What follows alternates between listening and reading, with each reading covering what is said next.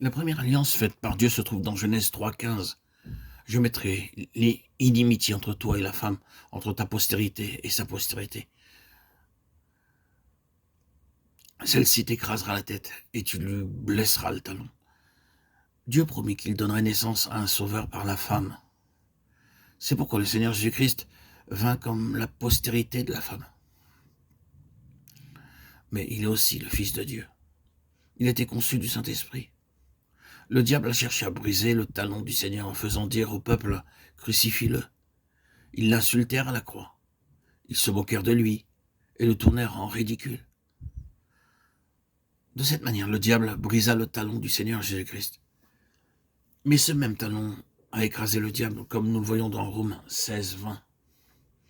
Le Dieu de paix écrasera bientôt Satan sous vos pieds. Nous ne pouvons pas vaincre le diable par des miracles, par des signes ou des songes. Nous ne le vaincrons pas non plus par le jeûne et de longues prières.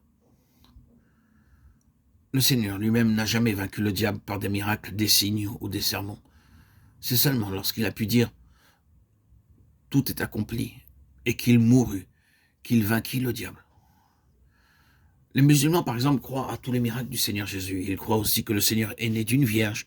Ils croient à sa seconde venue. Ils croient qu'il a souffert. Mais ils disent qu'il n'est jamais mort. Mais le Seigneur devait mourir. Il mourut selon les Écritures. Il fut enseveli selon les Écritures. Il est ressuscité selon les Écritures. Il a vaincu le diable par sa mort. Quand il mourut, il ôta notre péché et notre condamnation. Ainsi seulement il vainquit la mort. Nous pouvons vaincre le diable uniquement de cette manière et jamais par la seule connaissance biblique. Nous pouvons continuer de dire « Satan ne me dérange pas, je connais ma Bible ». Et le diable répondra « Je la connais plus que toi ».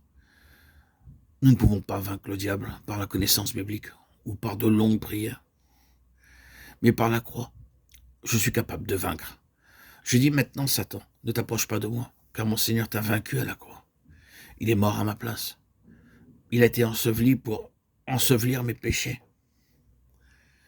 Il est ressuscité pour vivre en moi. Par la foi, nous vaincrons le diable et non pas par nos bonnes œuvres, pas plus que par nos propres efforts ou nos luttes.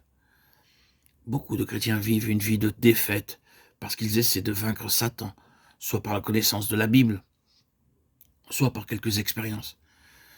La victoire de Dieu est à la croix, car la prédication de la croix est une folie pour ceux qui périssent, mais pour nous qui sommes sauvés, elle est une puissance de Dieu. 1 Corinthiens 1, 18. Le Seigneur Jésus-Christ, avec son talon brisé, a écrasé la tête de Satan, et je saisis cette victoire pour moi-même par la foi. C'est son alliance. Le Seigneur Jésus-Christ est venu dans le monde pour moi. Il est mort pour moi. Et maintenant, je m'approprie sa victoire chaque jour pour vaincre tous mes péchés et mes tentations. Car c'est comme cela que nous vainquons le diable et que nous sommes préparés pour son règne. La puissance de sa résurrection vient en moi et me remplit en vue de ce dessein.